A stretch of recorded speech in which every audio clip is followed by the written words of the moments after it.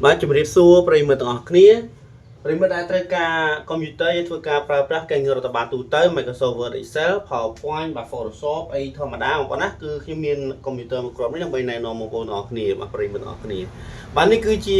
កុំព្យូទ័រ brand Dell បាទ Dell Latitude 549បាទបំពាក់ដោយ CPU Core i5 ចំនួនទី7បាទ RAM 8GB ហើយនឹង SD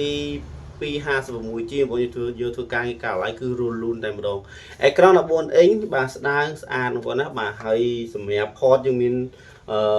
port ម៉ាស៊ីនហ្នឹងគឺខាងនេះមាន USB មាន Type C បាទមាន slot SD card មួយគ្រាប់ថែមទៀត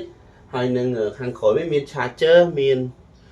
USB មួយគ្រាប់មាន port HDMI បាទហើយនឹង port slot ចាក់ SIM ហើយនឹងខាងនេះមាន VGA បាទមានទាំង HDMI មានទាំង VGA តែម្ដងហើយនឹង slot USB បាទ port USB មួយគ្រាប់ផងដែរអញ្ចឹងសម្រាប់មួយគ្រាប់នេះបងប្អូនយើងធ្វើការងារស្រួលហើយបងប្អូនស្ដើងបាទពណ៌ខ្មៅហើយនៅក្នុងប្រព័ន្ធនេះគឺ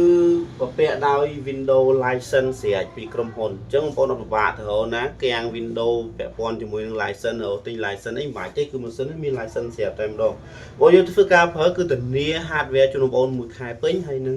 software ជូនបងប្អូន lifetime បងប្អូនខូចកាំង error ពេលណាខ្ញុំតម្លើងជូនបងប្អូនតែម្ដងសម្រាប់ brand មួយនេះដែរគឺតម្លៃធូរថ្លៃទេបងប្អូនណាបាទ Core i5 ចំនួនទី7 RAM 8GB